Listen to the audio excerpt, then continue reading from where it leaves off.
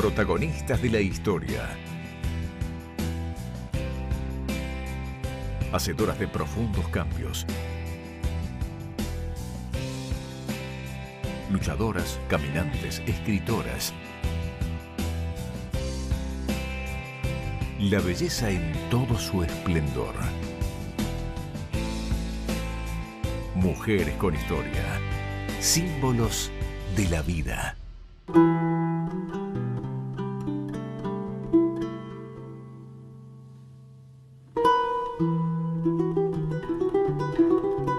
La educación de San Luis se la debe en un principio a las Lucio Lucero, desde 1700 y pico. Había 7 hermanas. De estas 7, las que más sobresalen son Rosario Lucio Lucero y Enriqueta Lucio Lucero. Enriqueta se casó en 1872 con Germán A.B. Lallemann, un filósofo, ingeniero, geólogo, venido de Alemania, con todas las ideas alemanas, marxista. Hasta hay escritos que yo he encontrado donde sostienen que él se carteaba con Carlos Marx. O sea, una persona de una preparación intelectual increíble. Y encuentra en Enriqueta lo que él buscaba, alguien que lo acompañara. Este señor era ingeniero de minas, era geólogo, era geógrafo, era periodista. Y lo peor de todo para la época es que era socialista. Tanto el presidente Mitre como el presidente Sarmiento y Avellaneda favorecieron la llegada de inmigrantes a la Argentina. Si bien en un principio buscaron inmigrantes que vinieran del norte, Sarmiento era un apasionado de un escritor, de un filósofo que se llamaba Spencer, y Spencer sostenía que la cultura estaba en el frío y que todo lo que estaba relacionado con un clima cálido era bárbaro. No bárbaro en el sentido que le damos ahora, sino bárbaro en el sentido de casi salvaje. En ese marco entonces querían que vinieran suecos, alemanes, ingleses, gente que viniera del norte. Pero en general no fueron esos los que llegaron acá, esos fueron fundamentalmente Estados Unidos. Tanto Estados Unidos como la Argentina y Uruguay son los países que reciben mayor cantidad de inmigrantes durante el siglo XIX. Y también en menor medida Brasil, es decir, todo lo que es la costa atlántica. Pero acá vinieron italianos, fundamentalmente, que son la primera minoría en San Luis, en el sentido de los que llegaron en mayor cantidad, españoles, franceses y más adelante los turcos, que no eran turcos porque eran sirio-libaneses, pero el pasaporte decía turco porque venían del Siria y el Líbano, formaban parte del Imperio Turco. Y entonces de repente cae un sabio alemán a San Luis, socialista, y obviamente se enamoraron, se casaron. Es un matrimonio que tampoco tiene hijos. No hay hijos que acompañen esa unión, y es una vida difícil, porque él, por ejemplo, va a escribir su famoso libro Memoria descriptiva de la provincia de San Luis, que el gobernador mendocista, que era Zoilo Concha, va a censurar, no lo dejan publicar el libro.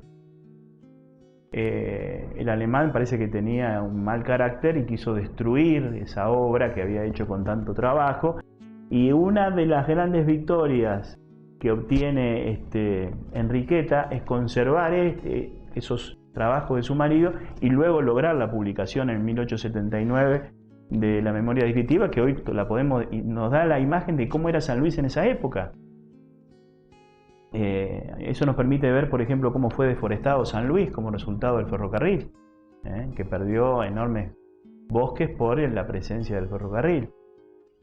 Enriqueta, al igual que sus hermanas y todas las demás, tenía la escuela elemental porque no había escuelas para maestros. Lo que pasa es que el que terminaba la escuela elemental en el último grado podía ejercer la docencia, porque era enseñar primeras letras nada más, no tanta ciencia.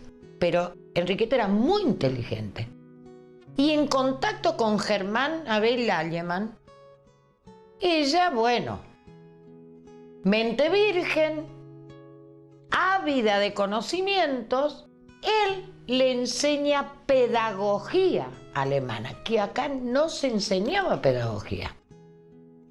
Entonces, con esos conocimientos de pedagogía, filosofía, que acá no se enseñaba, ella pone en práctica en la escuela los nuevos planes de estudios basados en la pedagogía alemana para aplicarlos a la didáctica con las niñas. Esa didáctica era no solo de aprendizaje de conocimiento, era de comportamiento, era de todo lo ateniente a la vida de las niñas.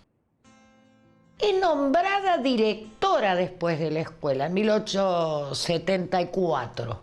Ella es la directora. Ya la escuela era normal, elemental y superior. ¿Qué quiere decir? Que ya salían las maestras con título. O sea, ella tenía una tarea encomiable. Claro, todo lo que uno lee de esa época, comentarios de escritores, de investigadores, de compañeros de ella, hablan realmente de no solo la inteligencia que tenía, porque todas las Lucio Lucero eran sumamente inteligentes, sino de cómo podía salir de situaciones con una inteligencia, claro. ¿Quién le había dado todos esos conocimientos? Su marido. Por otro lado, sigue trabajando con su hermana y las otras, todas las 7, en la Sociedad de Beneficencia. En el Hospital de Caridad, que en ese momento estaba donde ahora está el Colegio Nacional, que era una casa prestada para esos fines, para el Hospital de Caridad. Cuando disuelven, el gobierno compra la casa para hacer el Colegio Nacional, se quedan sin Hospital de Caridad y empiezan a bregar por un edificio propio más adecuado, hasta que se construye el nuevo Hospital de Caridad en Faluche y Junín. Ese fue el primer hospital de verdad que tuvo San Luis. Y fíjense el adelanto que pidió Enriqueta, era presidenta de la Sociedad de Beneficencia, que tuviera botica dentro del hospital. ¿Qué es la botica? La farmacia. Había de todo, es como el refrán, hay de todo como en botica. En la botica había, aparte de remedios, otras cosas, pero lo quería en el hospital. Era incansable la labor. Incansable las notas, idas y venidas, peleas por más cosas para los pobres. Personalmente atendían a los enfermos. Era una tarea encomiable.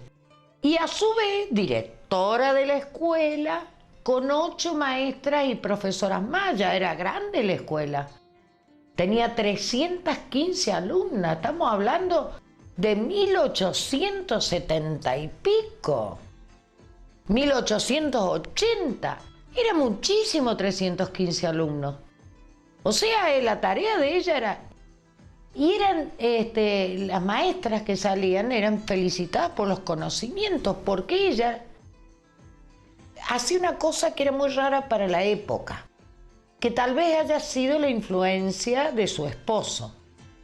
Ella no se limitaba a que sus docentes o ella misma les enseñaran conocimientos de memoria, la famosa educación enciclopedista. Ella les enseñaba a razonar, a pensar, de la misma manera que su esposo le había enseñado a ella y le había abierto la cabeza a ella. Y bueno, en ese marco ella hace algo que era una rareza y que solamente uno puede comprender en la relación que tiene con su marido. Evidentemente, estas ideas socialistas que tiene Lallerman forman parte del bagaje educativo que ella, como estudiosa que era, absorbe. Es decir, no es solamente una persona que va a Mendoza y estudia o estudia por su cuenta, sino que también aprovecha los conocimientos de su marido y las ideas de su marido.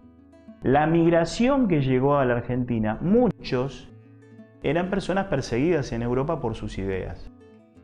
En Alemania había una monarquía que hacia 1870 había consolidado la unificación alemana. Así que cualquiera que tuviera una idea contraria a la monarquía, como tenía el alemán, debe haber sido echado directamente de Europa. Pero esas ideas están acá presentes. Estos inmigrantes que llegan a la Argentina traen ideas socialistas e ideas anarquistas.